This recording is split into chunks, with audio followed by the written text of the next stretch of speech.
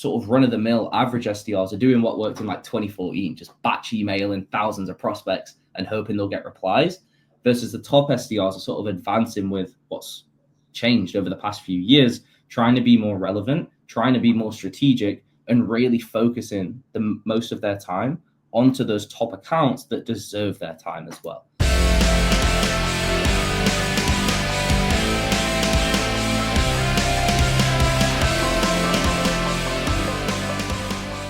I'm Chris Bussing. Welcome to my channel.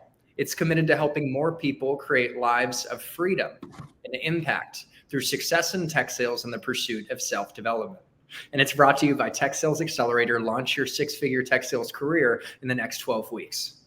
Man, do we have a great guest today, Aaron Reeves, who has created an outbound operating system, Outbound OS, that is being used by top reps at top companies like Deal, Gong, ZoomInfo, Salesforce, and many others. I think there's about 20,000 sellers using his systems to crush it in tech sales. So guys, we're going to talk about how to approach outbounds from I made up a word, outbounds, from a systems perspective, and how to lock in on a process that gets you results. And what Aaron says is he can help you get 30 to 50% more meetings in 90 days. So make sure to pay close attention to this conversation, take notes, and translate what you learn into action to produce your own results, and share this video with more people who could benefit from the message. I know my dog Bella's excited because she's squeaking her toys in the background. But Aaron, thanks so much for being here, man. Didn't you just have a huge life change? Can you tell the audience about your recent transition? Yeah, for sure, man. Well, I appreciate the intro first off, but yeah, you can probably see the background isn't the Sheffield where my accent comes from. So yeah, recently transitioned to Thailand from the UK. In Bangkok at the minute, we're here for a month after doing the islands. So just getting used to it. I know the time zones are crazy. It's funny, like I've been to sleep, woken up, it's my morning now. So it's like 9 a.m. for me, but I know it's evening for you. So yeah, it's been a big transition with the calls, but I'm enjoying it so far. So excited to see you posting on LinkedIn, living the life on the beach, inspiring all of us, and excited to be inspired by you today on, not only how to succeed as an SDR and be good at sales development, but also take pride in what we do. So I wanted to start off talking about the power of being an SDR and some of the benefits, because some people might say, I'm just an SDR. I have people who are trying to break in. They're like, can I skip the SDR role? I just want to be an AE. But I feel like it's a role to take pride in. So tell us, what are some of the benefits? What's the power of being an SDR in tech sales? Yeah, great question. I think so many people just view the SDR as this like entry-level position. Oh, it's just a stepping stone. I just have to do it for a little bit and it's not that important. But the SDR role is like the foundation of your success at any stage. Like whether you're an AE, you need to self-source pipeline. If you're a manager, you need to be able to help your team to source pipeline. So the skill set you'll learn of being able to self-source will serve you no matter what stage you get to in the future. But I think there's more than that. Like, of course, that's the technical stuff, but just the foundation of like grit and having that resilience to pick up the phone no matter what, do the hard things, and sort of actually be resilient to getting rejection and keeping going. That serves you in so many aspects of your life. So I think as much as like career development it's also personal development to actually helping you become a better person and ultimately a better seller. Skill set development and personal development that literally amplifies anything you want to do in the future. It helps you become a better version of yourself. That is powerful context to start this conversation. And now imagine someone lands an SDR role at a good company. And by the way, we might hit on in the future, later on in this conversation, how to break into a good company and apply a process to that. But imagine someone is an SDR at a top company and they're like, this is kind of rough and they're struggling. Like, is there any encouragement you would share on kind of, embracing the SDR role and whether it's just hanging in there, keys to like make it through that, like kind of the pain period to ultimately be successful? Yeah, I think as well, like, I think we're all guilty of this, like LinkedIn and social media, and it's just a highlight reel, right? So even people, when they see me on my LinkedIn, the majority of the time, I'm going to talk about the wins. I'm going to talk about never missing quota. I'm going to talk about making President's Club because that's what people like to see because they view it as inspiration. But there's also that element of it's always tough. Even at the end of my tenure, when I was hitting quota, like in the last few months, there's weeks where I wouldn't have booked anything and I'd be stressed and then I'd rework my script. And like, there's never a stage where you just figure it all out and it's just magic and you just set from there. There will always be those slight pull downs where it becomes a bit tougher. And that's just part of the role. That's normal. So it's not something to like try and avoid and think you'll ever get over. It's just about how you manage those situations, right? So even when you've had a tough week, if you're focusing completely on your output and just meetings booked and just the results, of course, it's easy to get emotional about it and think you're not doing well and fall into that sort of vicious cycle. But if you have a process and have a system and you're focusing on executing your inputs, the results fall into place regardless. Like if I'm just focusing on meetings booked and I do a few dials and I book a few meetings, I might get complacent. I think, I've booked my meetings for the day, I'm relaxed. Versus if I'm focusing on executing my 50 or 100 dials, it doesn't matter when the meetings come because the input is the most important thing. So I think for anyone who's in that, stage where they're struggling, it's a bit rough, just remember to focus on your inputs and then the outputs will fall into place. In addition to focusing on inputs and playing the numbers game that will inevitably lead to the outputs you're looking for in the results, are there any other key factors that are critical to succeeding early on in your career as an SDR? And ideally, most people, they want to get promoted to AE, for example. So any key factors to focus on beyond inputs and outputs? For sure. I think it's sort of different for the both, right? So if you I'll answer it as two parts. So in terms of focusing on becoming a great SDR and then also like how you can make the transition to becoming an AE. I think one that applies for both though is being a great student.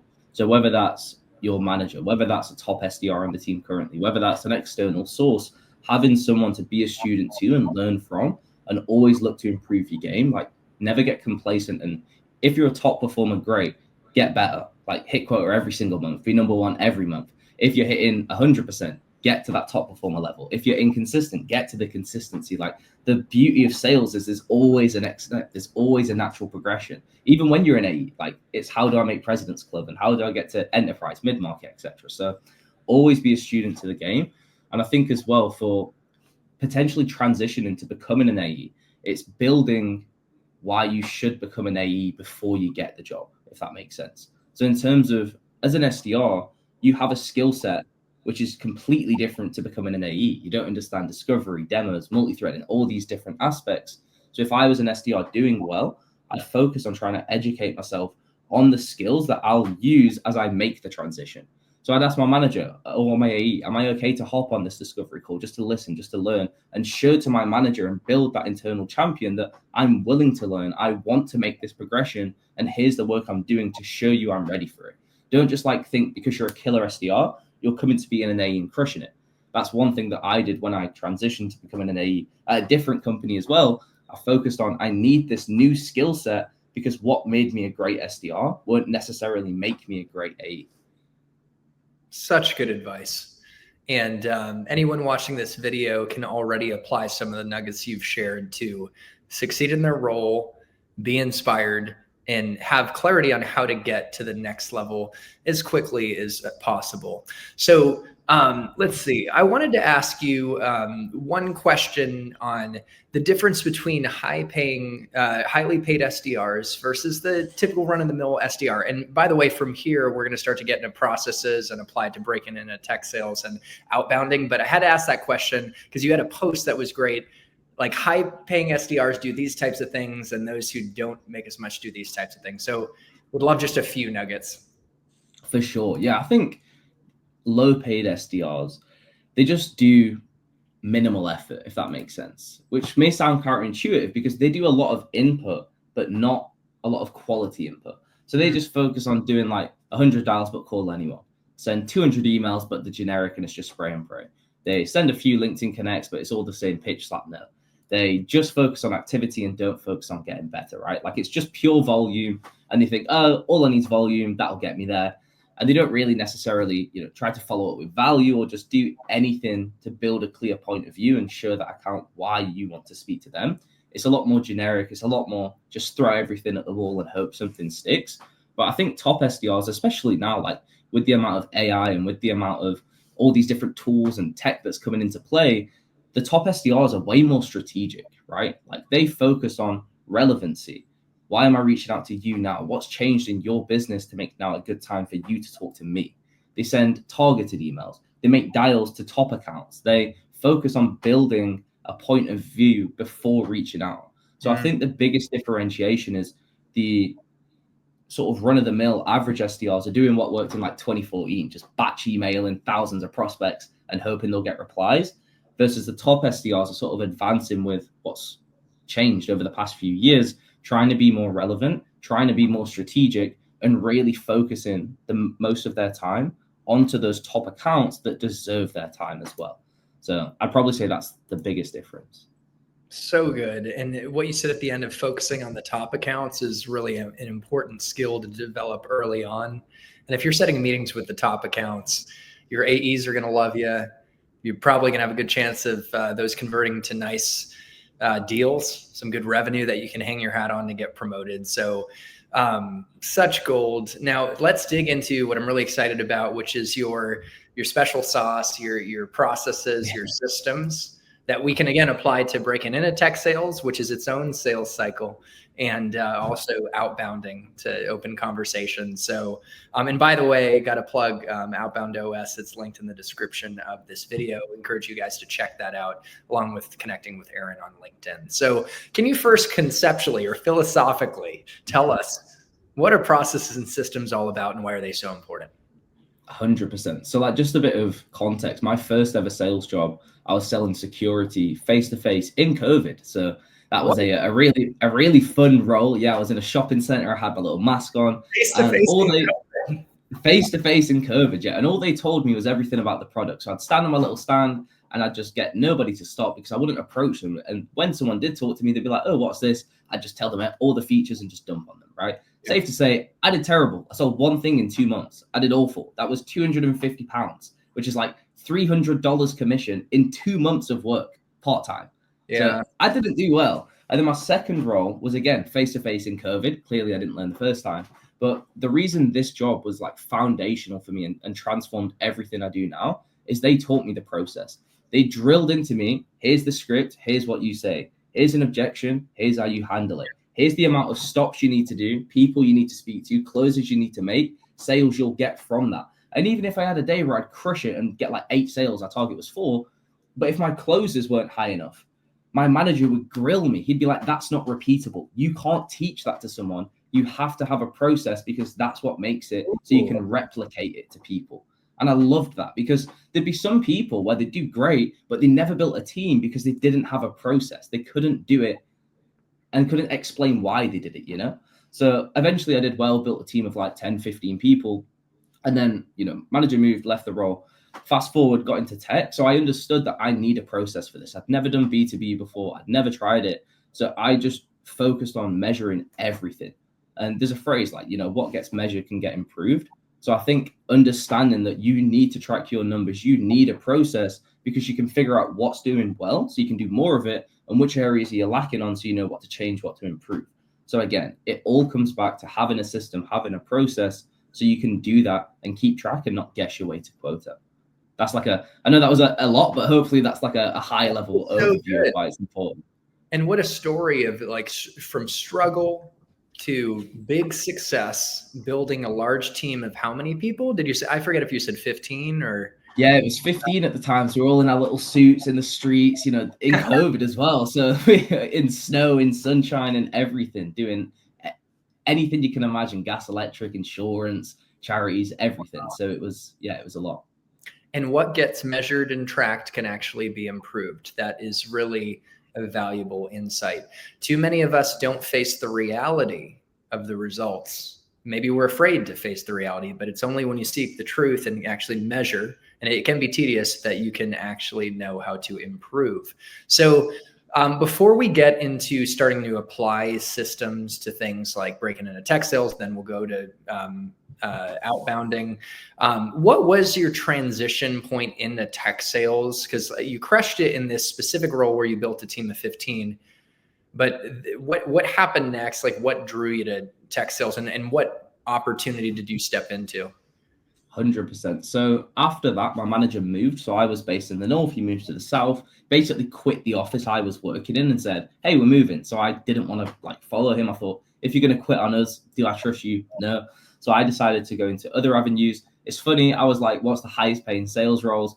For some reason, fell into like Ryan Serhant. I got into real estate. Didn't realize that US real estate, where you're the broker yourself, is very different to working for an estate agent. Yeah, it's very different. It is like sales and business is very context specific, and that includes the country you're in. Obviously, include an industry, but that's a good insight right there. So you basically would have been awesome in the US, given the nature. In the US, I'd done face-to-face. I did all that stuff. Yeah. I could build relationships, do everything. Like I had the skill set, but when you're in an office and then I'd sell a house for like 100K, 200K, then the estate agency would get 2%, then I'd get 10% of that 2%. It's like I'm making 200, 300 pounds on a 100K house. It's just, yeah, it was pointless. And the base was really low. So did that for a few months. And then to be completely honest, bounced around a few roles. I did insurance over the phone, hated it. B2C, really hated it. And then I left that job without having anything lined up. And this is the first time I've ever told this as well. This is like me being like completely honest with what happened. So I was looking for any roles, and then out of luck, and I just was on Indeed, which is like the job platform. And then I come across an SDR role, didn't have a clue what it was, but the money looked decent. So I thought, hey, let me apply for it. Applied, had an interview. But then from there, the CRO, again, didn't know what a CRO was. I had my final interview with him. I felt like it went well, but then he didn't get back to me. So I picked up the phone and called him. And I had a conversation with him. Like I basically cold called him after our interview to have a chat and sort of see where I was going. He said, we'll get back to you the day after I got the job offer. And then he said, like, that call, nobody else did that. So that helped me get the role. And then, got into tech, didn't understand what I was doing, who I was selling to. Again, never done B2B before, only B2C. And then, I can get into that journey of the first SDR gig. But it was a company called Fruga. Honestly, incredible job. Probably my favorite I've ever had as well. So, yeah, I got really lucky part of it as well, to be completely honest. It wasn't like a master plan. It was timing. And so there's a couple lessons in this. One is like, I always say this thing, life is like a tapestry. On the back, it's chaotic and full of knots, but without those knots, we don't get the beautiful image on the front. And you can see the tapestry of your life and your journey where you had a role where you struggled, but then you got to another and succeeded. And then you bounced, like you somehow unexpectedly landed in this SDR role. And it might have even been a little chaotic to get there. And I appreciate your openness to share the reality of how you got there. But it's cool to see how you ended up in the right place in that amazing role. Yeah.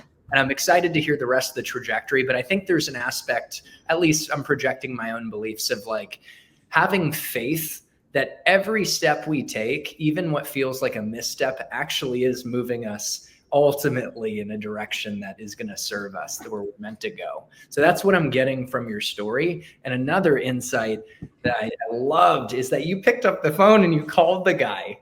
Hell yeah. Initiative, dude. Like people aren't willing to do that. And I'm about to drop a YouTube video where I do an example cold call script to a hiring manager to get an interview. But that's an example of you were in the process and you took initiative and you showed you the nose for the close. You had the guts.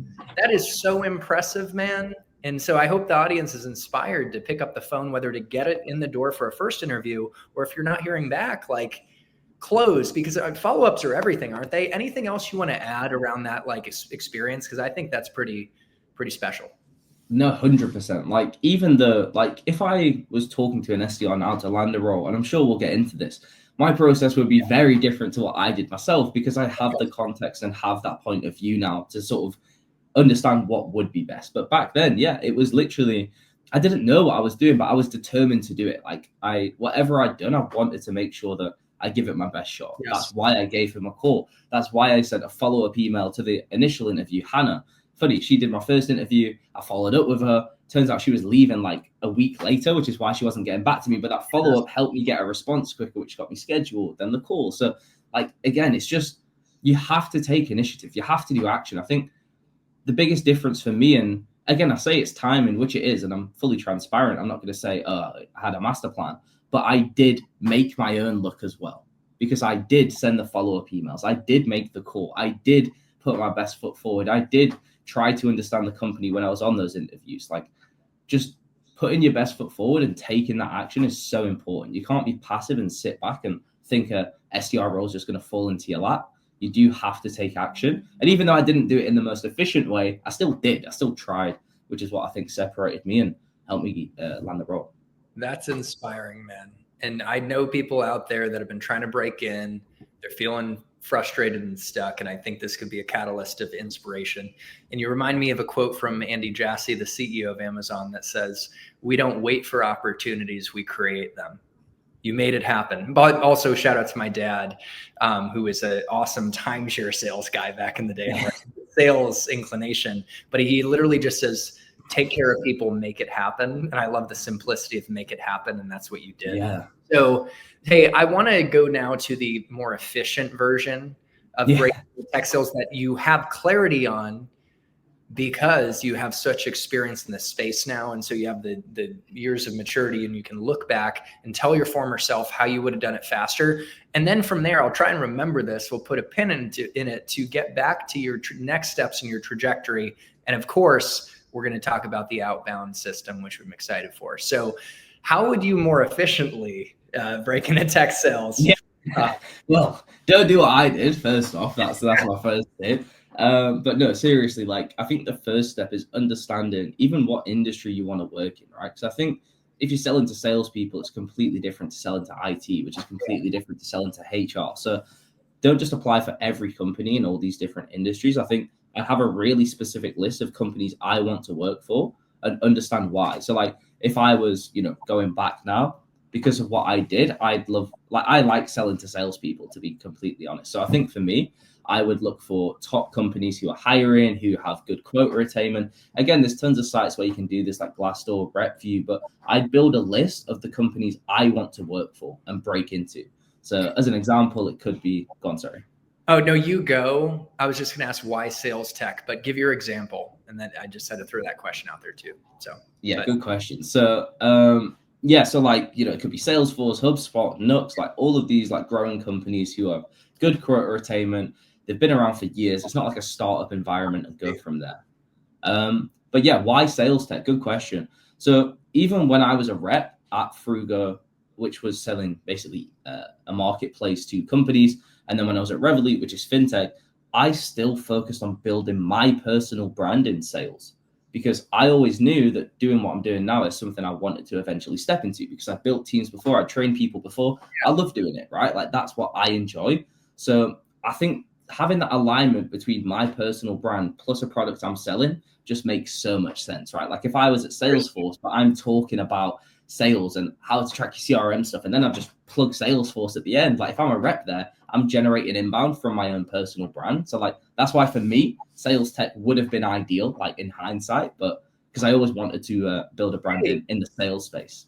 That's so interesting, because what you're doing is something that I'm passionate about, and it makes me think too, right?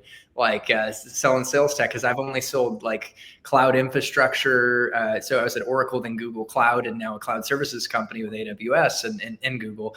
But and it's been great. But you got me thinking, man. So for any of the people out there that want to be like Aaron, that want to be a voice in the sales space, love training people, and just love the art of sales, sales tech probably is the place for you. And Aaron, I had JC Pollard on the pod. We did in studio because we're in Austin. So if you're ever in Austin, Texas, we'll have to do another one in studio. It's super fun. The energy's great. And JC Pollard basically acts, he's like, I would go to war for people to have Gong. And he seems to love the product too, which doesn't hurt. But anyways, all right, so we're talking about the system and picking the right companies. Sales tech, looking back, is something that is resonates with you. And knowing that category, you'd pick mature companies, that are around where you could be set up for success. I continue on this thread of like the process to breaking in. For sure. And just one thing I want to add as well, like maturity of a company is so important, because so many like SDRs I work with, the majority where they come to me and they're interested or they download my frameworks, they're new SDRs who are also found in SDRs or BDRs, right? And there's a massive difference between being an SDR BDR and being a founding SDR BDR. Oh yeah. Let's So talk about the difference. Yeah. And so many people don't understand this. And like they'll explain the situation to me and I'm like, you're not an SDR, you're the founding SDR. That's completely different. And then they're like, oh, is that why I don't have any coaching or process, blah, blah, blah. So I think this is so important for people looking to break into a role. So if you're an SDR at a company with a big logo who's been around, has a process, has good leadership, like a Salesforce, just as an example, it could be anyone, right? It's so much easier because when you call someone, they've already heard of the company before. They already know you. The training is already there. The promotion structure is already there. Your commission structure is already set. It's a lot more rigid, right? Like it's just set in place. You know what to do. You get told what to do. You get coached on what to do, which is great.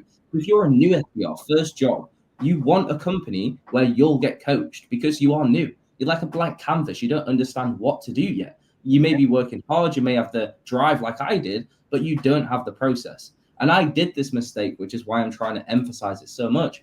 I was a founding SDR without knowing it, which is very different. Oh.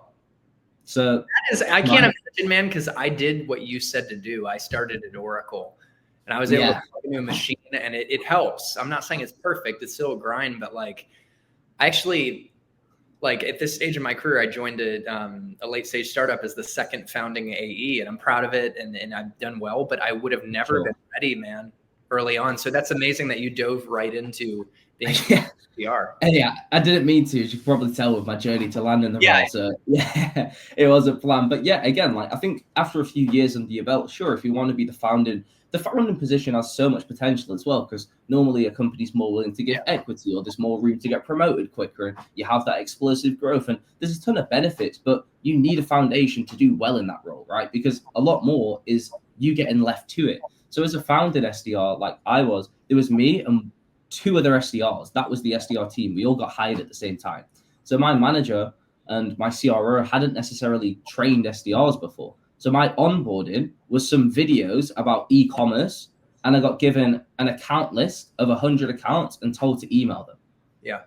That was my onboarding, right? Wow, dude, that's nothing, like Wild West.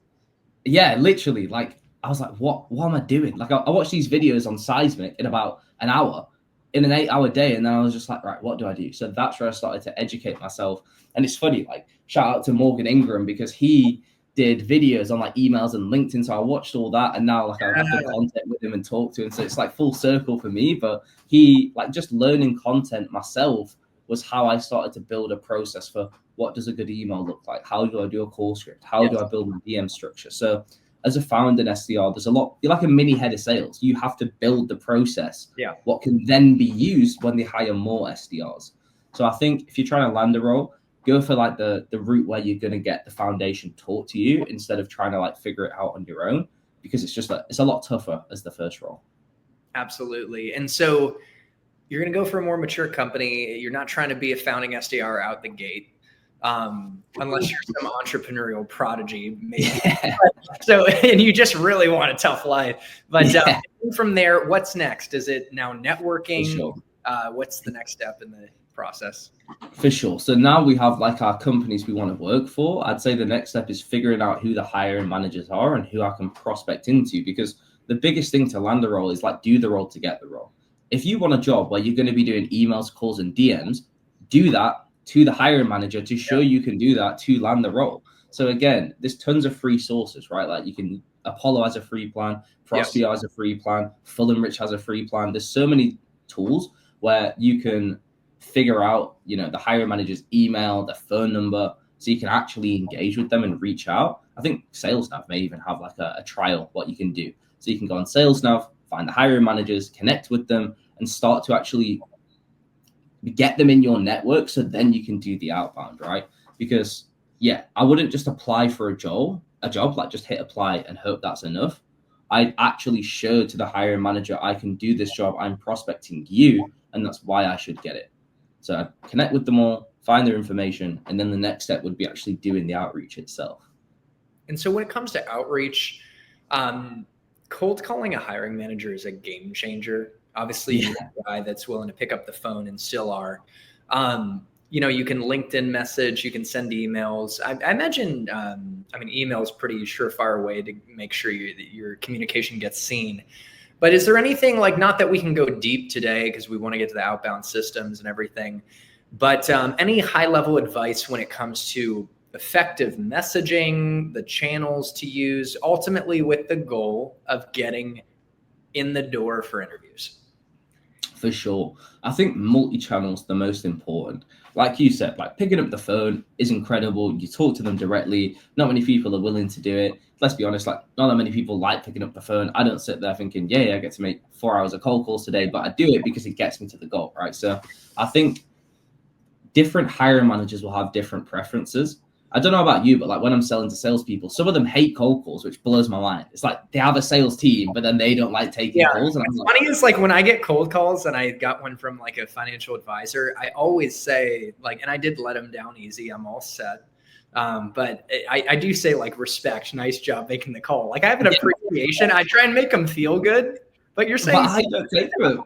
Yeah, that's literally me. Like when I hate cold calls. I don't even answer phone calls from like my family half the time. Like I prefer text, and I think it's easier. So like I don't love a call. So if someone cold called me, I may brush them off. But if that person just gives up then and goes, oh, Aaron's not interested, they've missed out. Because if they sent me a DM or they sent me an email would be the best, because my LinkedIn's flooded. I don't like calls. So for me, you sending me an email would be great because I read all my emails. I get to inbox 0 every day. But that's the difference. Like different hiring managers have different preferences. So don't just limit yourself to just sending emails or just doing connections. Do like that. 3, because then you give yourself the best chance of being seen, and you meet in them where they want to be met, right? Like you don't know, does this person like a call? Do they like a DM? Do they like an email? But the point of doing all 3 is you're giving yourself a chance to be seen at whichever one they do prefer to take it from there. So when it comes to the message, maybe you could riff a bit on like what a good networking note looks like. I was working with someone, and they wanted an SDR role at Atlassian, and one of the worldwide leaders talks about building teams like with a legacy of greatness. So I'm like, we're kind of working on the note, like, hey, maybe you could reference that, like, hey, notice that, or like I specifically want to work at Atlassian, and I'm applying to the role to work under a leader like you that wants to build teams and a legacy of greatness, which is really what drives me too. I believe I can hit the ground running in this role and succeed because as a marketing director, this person's transitioning from a marketing background. I was able to work with Fortune 500 accounts and drive $650K in revenue. And I know I'll be able to leverage that, blah, blah, blah. You get the point. It's kind of like a mic drop statement. Yeah. And maybe like, do you have 15 minutes to briefly talk about the opportunity, my candidacy, and getting started in the process? That's just one example. It's not perfect, but how would you approach the messaging? Would it be something similar? Would you adjust it? Yeah. What's your approach? First off, I love that. Like that's a great message. So yeah, do what you've just said because that's great. Personally, I like videos and voice notes. Like even when I'm prospecting now, I do a ton of voice notes. So like to my biggest plays, for example, like a sales leader requests my free resources, I send them a voice note. I'm like, hey, so you requested blah, blah, blah, and take it from there. So if I was trying to land a role, I would do like a video, right? So I would start the video, be like, hey, Chris, was just on XYZ company's page. And so you had a few open roles for SDRs. I'm sure you've probably had a ton of applications, but not many people willing to actually talk to you. Like just show you being different. And then again, what you've done is use the results that I've had before as like social proof for myself. Like in my last role, and it could be whatever. Like for me, if I'd done B2C, like I built a team, I coached people, I built a process, I closed revenue. If you've done real estate, like just use whatever you have as your social proof. So like you said, I was able to close this much revenue in my last role. The reason I think I'd be able to transition is because, and this is where I'd add like the relevancy part. So show I've done a bit of research about the company. So I talk about like the personas this company sells to. So if I'm like trying to, land a role at Salesforce, I'm going to talk about like, because they sell to sales leaders, I don't know who else to sell to, but marketing or whatever, I would reference that. Yeah, like marketing, sales, RevOps, whatever, to show. I'd be like, with Salesforce selling to sales and RevOps and marketing, I think I'd be a great fit because of, and then explain that. And then I'd throw in the personalization at the end as well. And I'd be like, oh, and by the way, saw your last post on blah, blah, blah. Love that building a legacy. It's so important. So I think with a message, and this sort of translates to what we'll get onto later when we're actually prospecting, to book meetings, is relevancy plus personalization is the best way to do it. Like, we Ooh. don't just want relevancy, talking about the business and nothing about them. And we don't just want personalization, like, hey, so you have a dog. Like, we need to mix the two together to show this is why, from a business perspective and in terms of your KPIs, this makes sense. And then this is why I'm reaching out to you specifically and showing this message is for you and not for everyone. Because Hall Mersey has a quote. It's like, I don't know if it's from him, but if you send a message that looks like it can be for 100,000 people, they'll treat it that way, which means they'll just put it in the bin. But if it looks like it's for them one-to-one, it's like the law of reciprocity. Like, they'll be willing to respond because you've put the time in. You know what? That thoughtfulness and personalization does earn attention in meetings. And of course, thrown on top of relevancy, which it is thoughtful to craft a relevant message. Okay, let's round out talking about the process of breaking in. And I'm just going to assume, we set up a networking conversation, you connect with a hiring manager, it goes well, you show them you mean business, you understand a bit about the process, maybe learn what they're looking for, you get going in the interview process. We could have dove into that, like how do you maximize those networking conversations? But we'll keep it moving forward because we got to get to outbound. It's we still have 25 minutes, but this has been so good. Any just super high level tips on the final stage of the process, which I mean is one of the biggest. Interviewing, you're selling yourself, and yeah, you probably negotiate a good offer. But if anything, just interviewing, any high level tips? For sure. I think with interviewing, it's so important to have an actual thoughtful response to what they're saying. Like, it's okay to take your time when you're talking. I think a lot of people try to rush through questions. Like, they'll be like, oh, and they get like super fast with it as well. Like, just pacing yourself and actually being thoughtful of what you're saying when you answer. Like, I love the whole like stoic philosophy sort of stuff where it's like, if you haven't got an answer worth saying, like, don't speak. So I think actually taking in what they've said and coming with a relevant answer is important, which comes down to preparation before the call and understanding what could they be asking. You can even use like ChatGPT to be like, hey, I'm in a final stage interview with this company. Give me 10 potential questions they could ask me, right? Like, just basics, or even talking to employees like at the company to understand what are they going to ask, because the more preparation you have, the better. And then it's not necessarily interviewing, but as soon as you finish with that interview, like, send in a follow-up, like Yes. Being proactive about it. I don't just sit back and wait for them to get back to you. Be like, hey, Chris, was great chatting today. I know you mentioned the next step would be me talking to John on this time. Looking forward to that chat. Let me know if you need anything else. Like, just the little things to show you're actually being active makes such a difference, because so many people just don't do it. So the more you do what people don't, the more you'll stand out. And it brings us back full circle to when you cold called, I think, the CRO. Yes, Hawken.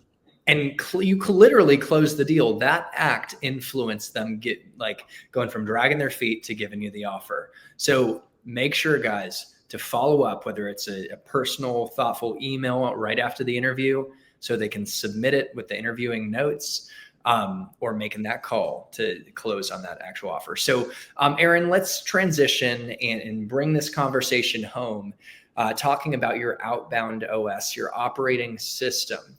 And so let's just start to dig into it. I'm sure my curiosity will lead us into different places, but how did you develop this outbound OS? Like, how far into your journey, were you when this suddenly just clicked? Yeah, good question. Again, I think from the start, I was conscious and it was in the back of my mind that I need a process, because my goal in any sales job was to hit quota every month. Like, I'm not here to just, do okay, maybe hit a few times, not try. Like, I'm here to be number one and be the best I can. So I knew I needed the process to get the consistency, but it was only sort of like 4 months in when I actually really started to document everything and build out a playbook. So I use Notion. I think I still have it, which is crazy. Like the original doc with like it's called the sales playbook. It has like emails and all the stuff and calls and all the stuff. And that's when I really started to build it out and be proactive on it, because the first few months, like in my ramp, I did okay. Like, I hit 100 and something percent. Like, I hit my ramp target, but the first 2 months of the ramp was a struggle. My third month was a bit better. It was a 3-month ramp. So again, because I had that part of the first 2 months being a bit ropey, like think my target was only like 4 in my ramp, and I hit like 2 my first month, and I was like, oh my God, this is awful. And because I struggled a little bit when I very first started, I understood that I needed to build something quickly so I wouldn't have to go through that again. So what are the different aspects of this operating system? Maybe we could talk at a high level, lay out the pieces, and then start to click into each of them. Yeah, great question. I love that. So I think step one is like what I call the foundation, which is understanding who are we selling to from a persona standpoint and what businesses do we go after. And I think as an SDR and an AE, the second point's very different, right? Like for you as an AE, you're focused on companies where it has a high potential deal size because you get paid on revenue, and also, you know, the chance of them converting and booking a call with you. So it could be, for example, like, I don't know, let's say you sell to mid-market, it's a good headcount size, a good industry you sell to, and they have a lot of employees in a specific function that you sell to. So there's a good potential deal size, right? Yep, that's a good example. Like one of my mentees is trying to get into Webflow, content marketing. That if the company has a big content marketing department, boom, that's a good sign that it's a good deal size. And yes, anyways. Yeah, exactly. So I think as an AE, it's deal size, but a lot of SDRs, your sole goal is volume of meetings booked. It's just pure volume. Like, it's weird. Like, I got paid the same if I brought on Nike or Google or some massive company as I would for a smaller SMB business. So me as an SDR, if my commission is directly tied to volume, I am going to build the best process for volume because that's what I get paid on. So for example, like a ton of reps, when I talk to them, they're like, oh yeah, my manager said I should be going after these bigger accounts. Then I'm like, look at your past 10 meetings. Who have you booked? And then it's all SMB. And I'm like, why would you go after enterprise if you're booking these SMB ones and you get paid the same? So step one is, again, go on, sorry. You're playing the game based on where you're at. And you want to win the SDR game, then get to the AE game, and you'll shift as appropriate.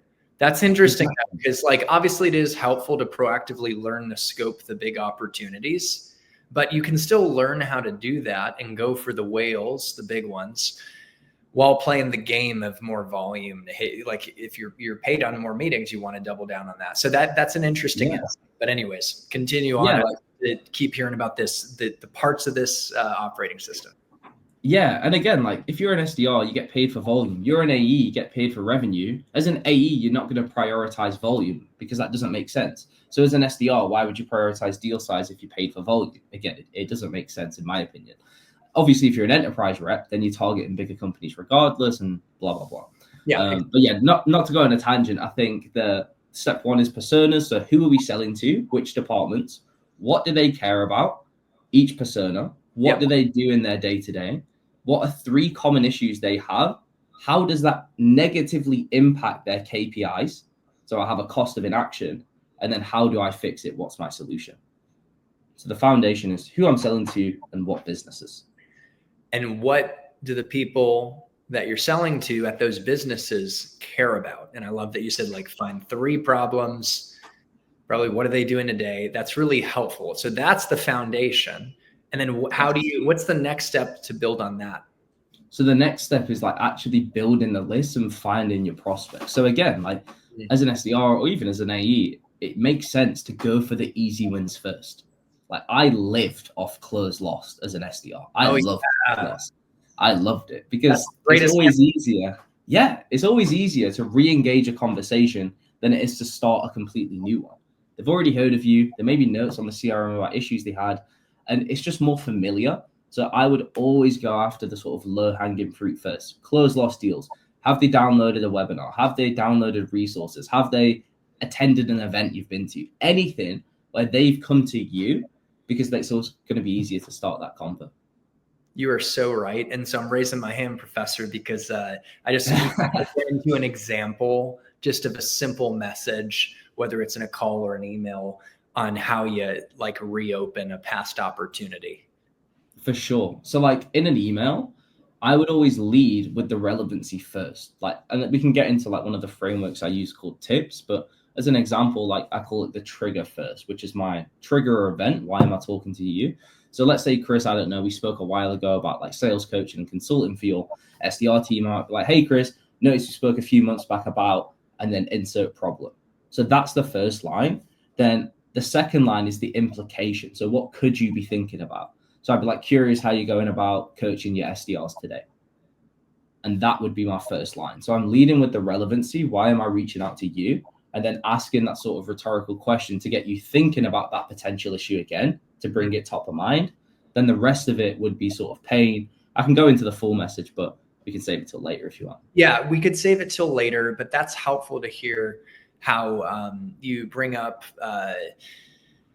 It's basically helpful to hear how you re-engage with the number one priority, that you want to target, which is past opportunities that you're trying to reopen. Thanks for bearing with me, by the way. It's been a long day. My brain's fried. So no question, man. I've seen it like for myself and others, like close lost, inbound leads. It's just much easier to get meetings. There's less friction. Now, continue on this thread though. Eventually we will get to your specific messaging framework, but what comes next after looking at the close lost and the inbound leads? For sure. So that's like low hanging fruit, which is what we want to go after first. Then like the next tier is just triggers, what we can use, like outbound triggers. So not every company has a ton of closed loss or a ton of people downloading resources. So that's where I'd use other triggers. This is more so like where you're guessing if it could be a focus. So again, like with the example for someone, was it Webflow you said? Someone was trying to get a job. Content marketing. Yeah. So like, let's say we're looking for a trigger. One trigger could be like headcount growth in that specific department. Yes. Because then we can lead with that. Like, hey, Chris, saw the content department's grown by 15 new employees over the past few months. Curious how you're going about solving X. And then I'm like planting the seed of the issue. So you can do, there's tons, right? Like job changes, promotions, hiring for new roles. Like just a new leader comes in, that could make a decision on your technology. They probably want to shake things up and make it their own. Like in my space with cloud migrations and modernization, company acquires another company. They're going to have to integrate their systems. They might have to do migrations. So boom. So great. Or at least another example of. For sure. Yeah. And like job changes with that, like leadership changes. Yeah. It's so common to do, but it's so good. It's common because it works. Like people often spend most of their budget in the first like 90 days of a role. So it's good to reach out. That's a good insight, man. People it's their budget in the first 90 days. Wow. Because of what you've just said, where it's like, if I'm a new sales leader, for example, and I've worked at a company before where I use, I don't know, like Clay and Zoom Info, then I get brought into this company. I want to change. I've been brought in for change to have an impact. So I want to bring in the tech stack I like and I'm familiar with, and all these, like I'll spend my budget to have that impact quickly, if that makes sense. So yeah, it's a great one to do for sure. So after, compelling events, like what's next? So this is where we can actually get into messaging. Yes. So many people skip to messaging without doing this stuff before, but yeah, so now we know which businesses we're going after, which departments we're going to sell to, and how to craft a message that resonates to them. Why are we reaching out to these particular businesses? Like, what's the event? So now we move on to messaging. So this is sort of, again, I preach multi-channel. I disagree that any channel's dead. Like cold calling works, cold email works, cold DM works. They all work if you work, right? So I would do all of them. So I'd build a cold call script. I'd do cold emails. I'd send cold DMs. And I'd just try to get in front of my prospects as easy as possible. So I love that they all work if you work. And so when you think about messaging now, because you've laid some major groundwork to be able to build, relevant, impactful messaging, do you build just foundational messaging that you can just take across channels? And if so, should we just dig into, I think you already started to get into it, like your frameworks for messaging? That'd be fun. For sure. So for email, like initial email, I do something called the tips framework. Okay. A bit of inspiration from Brian LaManna with the ops framework and the PASS framework, which is pain, agitation, solution. Then I sort of mixed both together and made tips. So what it means is for an initial email, we want to like front load with pain and with relevancy. So T is for the trigger, which is why am I reaching out to you now? I is for implication. So based off that trigger event, what could be a focus? P is for pain. So we talk about the pain and show that cost of inaction. So if you stay the same, what happens? S, there's multiple S's now because it's tips. So it's social proof. So who have I helped like you? What desired outcome did they achieve? Solution, how did they get there? And then the last S is soft call to action. So just rounding off the message with a call to action. What's I an can go example? into an example. Yeah. Yeah, an example actually would be great because I sort of think, what's a soft call to action look like? But take an example message, applying what you just shared, tips for a company that maybe you've worked with recently or a rep, like whatever examples like might be top of mind, or it could be even your own services, whatever you're comfortable with. Yeah, I was gonna say, like, for me, I could do one for like when I was at Revolut and then one for like my own thing, right? So when I was at Revolut, my biggest trigger, because Revolut, just for people who don't know, it's a neobank. The biggest thing they talk about is like foreign exchange fees. So my biggest trigger was if a company's opened a new office in a different country, they're going to be doing a lot of cross-border transaction from dollar to pound and pound to euro, whatever. So I'd be like, hey, Chris, saw Gong, just as an example, has opened a new office over in the US with your headquarters in London. Curious how you're going about managing the cross-border fees. Most companies rely on normal banks, like traditional banks, that have 2% plus foreign exchange fees, meaning if you're doing X revenue, because that would be another part, how much money they're doing, you could be losing up to 50,000 in fees every 6 months. We help Deal reduce their foreign exchange fees by 12% with our neobank. If we could help you reduce foreign exchange fees, would that be worth a conversation? Oh, that was crisp, man. I really like that. Really like that. Yeah. So audience, make sure to pay attention, take notes, and you could observe those frameworks and translate it to your own company. So super helpful. Is there anything you want to add in terms of, observing your own message and commentary on what you just shared? Any other final thoughts to riff on? Yeah, so that was okay. Like I did it off the head. It's not optimized. So don't be like, okay. Yeah, it was okay. I don't know. I think I can get it better. But anyway, yeah, the most important thing with a message like is the cost of inaction part, because people don't realize necessarily they have an issue. It's just their process. We know they have an issue because we know the other way. We know the grass is greener, right? So for example, like with that foreign exchange example, if a company has been using the same bank for 25 years, they don't have a pain. That's just their process. They don't care about the 2% fees because they don't know they could be paying 0%. So it's not a pain. So we have to educate them on why it's an issue. And that's where the cost of inaction comes in. Like I always use this example, it's a bit weird, but if I walked up to you and just offered you a bandage, you'd probably look at me like I'm a psychopath and maybe I've done a few things that morning. If I walked up to you and said, hey, Chris, you've got quite a big cut on your leg. Do you want this bandage?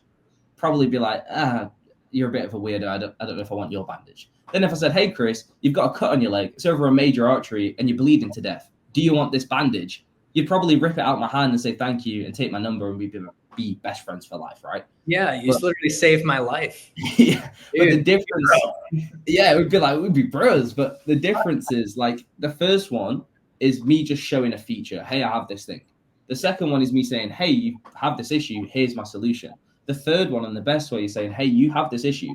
Here's what happens if you don't change. And here's how I fix it. So in outbound messaging, always do the latter. Gosh, it's so good. And honestly, I know you said you had an example on your own services. We don't even need that though, because I know you're a high achiever and you said you could do better. But like that was really good in the way you just broke it down. So unless you want to give your own example for your own services, we can keep it rolling. Managing the time, we got about 7 minutes. So you know what? I'm thinking like, what's the next step in this outbound system? Is it follow-ups? Is it? Yeah. So again, like I'd build the call script as well, just so you have it. Like you can do whatever works for you. I use something called Pitch, which is like. Okay, can we dig into this actually? Thanks for bringing it up. That would have been a travesty if we overstepped cold call. Yeah. So go ahead. It's funny. This was like the first ever viral thing I did on LinkedIn. This is my trying to get into stardom. So it went viral. Yeah, it had like 1,000 comments, 1,000 downloads. It did quite well. Oh my gosh, the world tends to respond when you put out value. So guys, listen up. That's 1,000 comments, 1,000 downloads. Yeah, I would love to hear it. Yeah, so this is the pitch framework, right? Which is a cold call script. So the start is permission-based opener. I personally love a PBO. a lot of people are divided. Do whatever works for you. I Yeah, like them. I do So too. like, yeah, so I'd start with the permission-based intro. I is for identify challenges. So if I get the time, I'm not just going to jump into, great, Chris, well, we're a centralized optimized platform for blah, blah, and just feature dump you. I'm going to talk about common issues. So I'd be like, hey, Chris, typically when I'm talking to sales leaders, I'm hearing that either they're too busy managing their own thing, so they don't have enough time to coach their reps, meaning they're probably not hitting as high as they'd want to, or they are coaching the reps, but they're not really seeing results with improvements of outbound messaging. So the team's off target. Curious, does that resonate, or am I completely off base here? So I'm leading with pains first, and then I can sort of dig into that pain. So the T, after I've sort of spoken about your pain, figured out you have an issue and you want to solve it because you need both, then I go into tailoring the pitch. So I'm like, based off that situation, showing how I've helped somebody like you. So I'd be like, oh, it makes complete sense. I was actually working with Gong a few months back and we did XYZ. And I'd talk about how I've helped somebody overcome the issue you have. So that's PITC, which is for the close. So now I'm going to try to close the meeting. I'm not going to try to get you to buy on the phone, just get you to agree to next steps. And then the last step is highlighting the next step. So getting you to accept the calendar invite on the call and making it very clear what the process is going to look like until we have that next conversation. So with your opener again, did you get right into like the common challenges, or did you say like, hey, you know, I'm probably catching you in the middle of something. Do you have 30 seconds for me to tell you why I'm calling? I forget. Do you do that? Yeah, I skipped over that. My apologies. Yeah, so like I do the classic PBO first. So I'd be like, hey, Chris, it's Aaron calling from Outbound OS. Look, I know nobody wants to receive a cold call on a Friday. Did you have 30 seconds to hear why I'm reaching out? Beautiful. I love that. Great tone, like real, you know. And so, okay, awesome. We heard your challenges that you then frame next, right? You're like, I noticed these challenges. Do any of these resonate? Excuse me. You're like, when I talk to people like you, and tell me if I'm correctly repeating back, but when I talk to people like you, they're dealing with these types of challenges. Do any of these resonate, or am I completely off base? Again, if feel welcome to coach me or correct me on that, but was that roughly the high level? Yeah, exactly. So again, it's just leading with like two common issues. So like when I'm speaking to insert title, what I typically hear is they have two of the same major issues, either pain one and the impact, or pain two and the impact. Does that resonate, or am I completely off base here?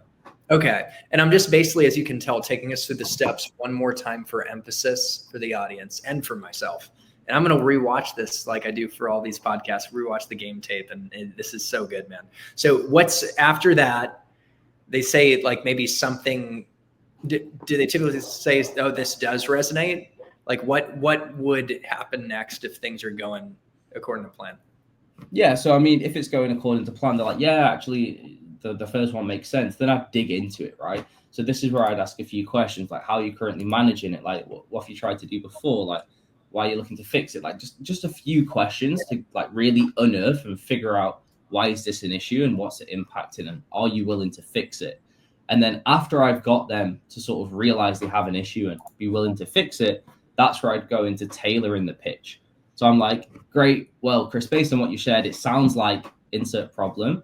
We actually recently worked with case study to overcome these exact challenges by, and then talk about how, leading to result. So it could look like, great, well, Chris, based on what you shared, it sounds like at the minute, you know how important coaching the SDRs is, but you're being pulled in so many directions, you can't actually have enough time to give them that one-to-one coaching. But we actually work with the SDR team over at WorkFlex, and we help them to overcome the challenges by offering them some external support with one-to-one coaching, so the reps could have that feedback and ultimately start booking more meetings because they knew what they needed to do. So I'm just curious, does that sound interesting to you at all? That actually does. When can we book time?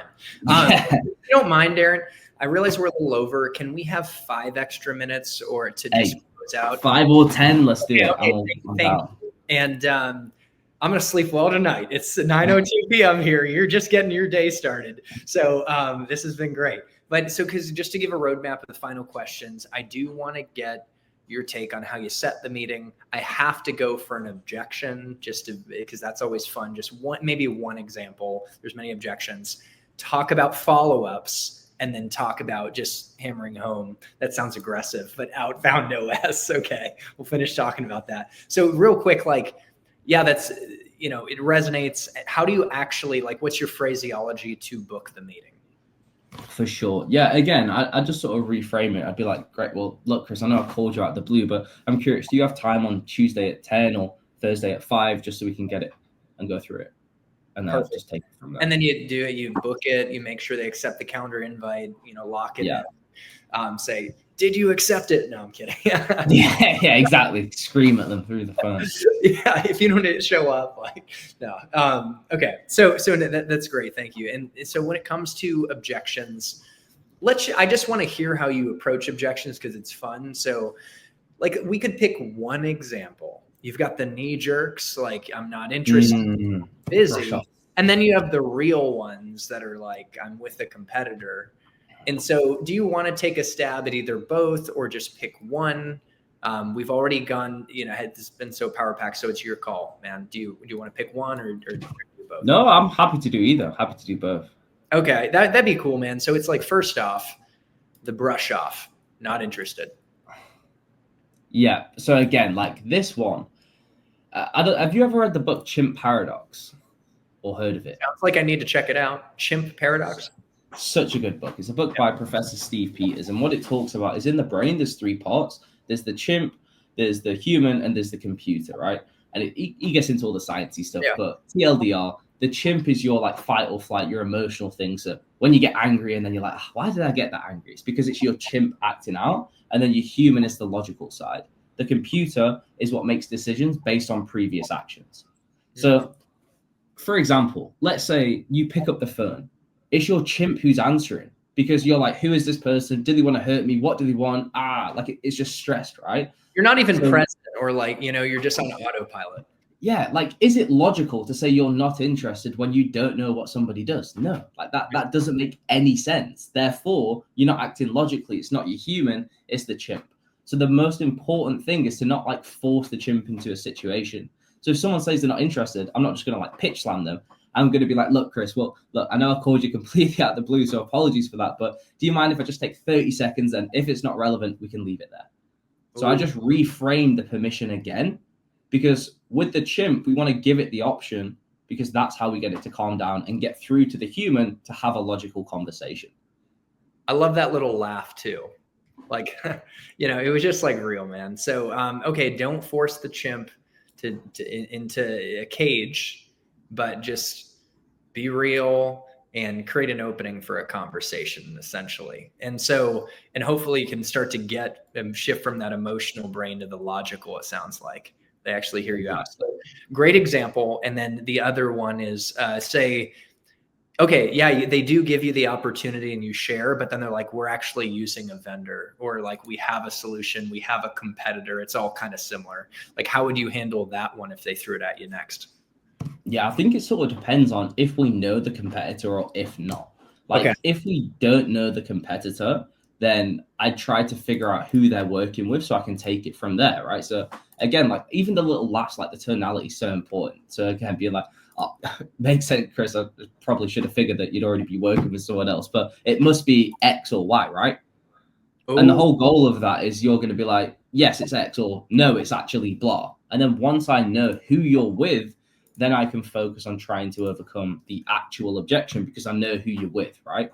So I'd be like, oh, X, yeah, they're a great group. Honestly, it rarely makes sense to switch, to be completely honest. But just so I don't bug you again, most people, and then I'd go into like the common issue. So for example, if I'm talking to, someone who is focused on sales coaching, but they're focused on data, I'd talk about how like this other solution doesn't have it and take it from there. So I think, again, like, I know that wasn't the best because it's very contextual, but it depends on who they're with and what you do differently to that competitor to take it. It was so good, man. And I put you on the spot and you're crushing it. It's like you first uncover who the competitor is. And in knowing that, hopefully you have an idea of some differentiators of your solution versus theirs. And you can maybe ask a probing question to uncover or get them thinking about an area where you're differentiated. And hopefully you get to a point where it's like, oh, aha, like your solution is actually better here. And this actually matters. Like this might make a business impact for me. Let's talk more. Yes. And that was my interpretation. So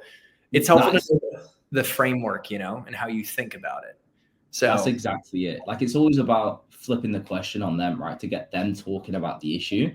Because the more they talk about it, like they sort of talk themselves into realizing there's potentially a gap. But again, like it really depends on, and this is why it's important to know your competitors in your space and know how you differentiate with a meaningful impact. Because if you don't, it's pointless. And hey, you talked about all that homework up front to know your ICP and your personas and what they care about. And I think a part of that homework too is understanding the competitors, your differentiators, common objections. So you really emphasize the importance of doing the work up front so that you can really execute effectively. And so final thing, before we talk about outbound OS, just to bring it home, is the follow-up piece. I always say follow-ups fuel the finances. You showed how follow-ups with a CRO opened up a life-changing opportunity that literally led you on the path to where you are today, helping 20,000 sellers, 40,000 followers on LinkedIn now. Let's go. Congratulations. Yeah, thank you. And so follow-ups matter, whether it's your career trajectory, or like landing a big deal. Talk about the follow-ups piece. It sounds like that's the final aspect of the system. Exactly. Like follow-ups are so important, but so many people follow up from a selfish perspective. They follow up from their perspective as a seller, not from the perspective as a buyer. So for example, like if you haven't got a response and you're an SDR, you're like, hey, just following up, just seeing if you got this because you're desperate to book the meeting for your commission. Versus what you want to do, again, like a few examples is, let's say in email, I'd be offering resources. So like something genuinely valuable to them. So being like, hey, Chris, given the SDR team's grown by a few reps the past few months, thought you could be looking into the best process to ramp the reps. Came across this article by Gong that talks about how their CRO grew the team from X to Y and increased revenue by this much. Thought it could be helpful. P.S. Any thoughts on my previous email? Oh, I'm like giving you something first. I'm giving you value and then tying it back to the last one. And with every single follow-up, I add relevance in. I add, why am I reaching out? So I'm like, hey, Chris, given you're looking into coaching the reps, thought this could be useful. Any thoughts from my previous email? Because as a seller, it could be our 6th time trying to email them, but it could be their first time seeing a message from us. So if they just see any thoughts, they're like, who is this person? Like, I haven't sent any emails. What do you mean any thoughts, right? Even if it's in the same thread. So with every single email, I always add my reason and context for reaching out because I'm conscious that it could be their first time seeing my message. So I want to make sure they understand why am I reaching out. Every follow-up is relevant and valuable and personalized, and they all matter, man. And it goes back to that theme you hit on from the start, which is focusing on the inputs. Yeah. Focus on the inputs of relevant, valuable touch points and follow-ups. The outputs, the results will come. And so what a great way to round out the outbound system. And I just want to frame for the audience, what is outbound OS? Who is it for? And I want to encourage them, of course, to check it out. It's linked in the description of this video, but paint a picture of what outbound OS is. And you've already basically demonstrated probably what it's all about. 100%. So yeah, outbound OS is just a course community for sellers who are looking to get that process in place, because don't get me wrong, you can do it yourself. 100%. I did it myself. The only difference is it took me 4 months, 6 months to actually build it and actually get to the point where I was consistent with my process and it made my life easier. So what we do is everything we've just walked through in terms of the process for figuring out how do we target these people, which businesses do we go after, how do we build lists, how do we craft the messaging. We go through all of that with the people in there to build a process for their specific company and role, just to give them a process so they can book meetings consistently. So yeah, like the whole 30 to 50% more meetings in 90 days, that stems from the results we've had. Like there's, I don't know, I think like 100 case studies now of reps who've been in there and got results. So yeah, that's like the averaging from people by just putting a system in place. So yeah, again, if you're an SDR, if you're an AE and you just want to self-source more pipeline, then I can probably help you out. Yeah, I really encourage you guys to check it out. Again, linked in the description of this video. It's really a matter of succeeding faster, and whatever success looks like, obviously you succeed, you get more meetings, you make more money. obviously that'll tie into your personal vision for your life, and that's on you to define that, but it can really have a ripple effect. So guys, make sure to check it out. And Aaron, thank you so much for all the value you brought, the great energy, inspiration. Loved hearing your story. Any other final words of encouragement to our audience of young sellers? And it could be, this is just a broad question, man. So take it where you may. For sure. Like the biggest thing is like, just get ready to get rejected a lot. Like you'll take a ton of no's. Don't take it personal. That's just the game of sales. And if you want a career in this and you want to get to the heights, then you will get told no a lot more times than you get told yes. Whether that's over the phone, whether that's over email, whether that's over anything, you'll get a ton of rejection. So just work on yourself to not take it personal and just focus on those inputs and it'll fall into place. Aaron, I love that. What if we could become the people who were unbothered by rejection? Yes. Maybe that's the opportunity for us. Stoicism is what we need, It's just being that tranquil being. It's just focusing on it. Absolutely, man. And clearly stoicism has shaped your approach. And I love the intersection of sales development and self-development. And that's what this channel is about. So Aaron, you're a beast. I'm so glad we connected. I'm so glad the audience is going to get it from this message in Outbound OS. And to the audience, I respect you all for showing up and checking out this video and investing in your personal and professional development to your success in tech sales and in life. Happy selling and happy living. And we'll see you in the next one. Thanks, Aaron.